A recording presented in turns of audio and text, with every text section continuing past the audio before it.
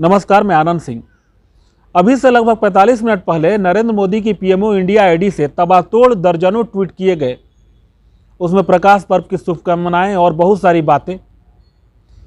मूल बात यह था कि कृषि कानूनों को वापस ले लिया गया है। केंद्र सरकार ने कृषि कानून को वापस ले लिया। 1.5 साल से ये आंदोलन चलता रहा। उसके बाद केंद्र सरकार दबाव में आ गई और कृषि कानूनों को वापस ले लिया।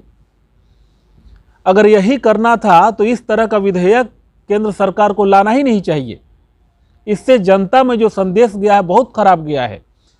सीएए और एनआरसी को लागू करने में केंद्र सरकार पहले ही हाथ खड़ा कर चुकी है। उसको लागू करने की कोई मंशा नहीं है और अब ये तीनों कृषि कानून को वापस ले लिया गया। लोगों में यह संदेश गया कि ये लोग कितने डरपोक हैं। अब एक यह भी संदेश गया कि संसद से पास कानून को भी इस तरह के आंदोलन करके रोका जा सकता है। बल्कि इसमें यह आमंत्रण दिया गया कि आप इस तरह का अनशन या प्रोटेस्ट करिए, तब हम कोई भी कानून जो संसद से पास भी रहेगा हम उसको वापस ले लेंगे। यह मैं समझता हूं कि मोदी सरकार की सबसे बड़ी विफलता में से एक मानी जाएगी।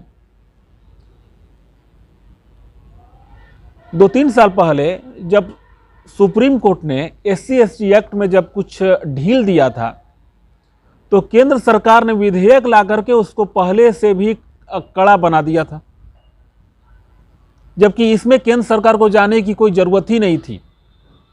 लेकिन मोदी सरकार हर वामपंथी आंदोलन के आगे घुटने टेक देती है। ये बहुत बड़ी विफलता मानी जाएगी, शर्मनाक है। इससे जो बीजेपी के वोटर्स है या उनके जो कार्यकर्ता हैं उन पे बहुत खराब असर पड़ेगा। कमजोर के साथ कोई नहीं रहना चाहता।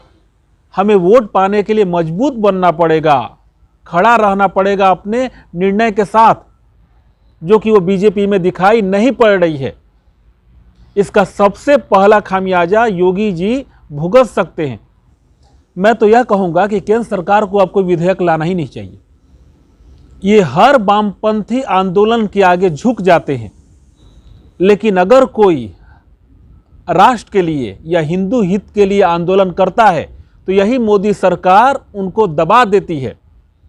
जैसा कि थोड़े दिन पहले अश्वनी उपाध्याय और उनकी टीम के साथ किया गया था।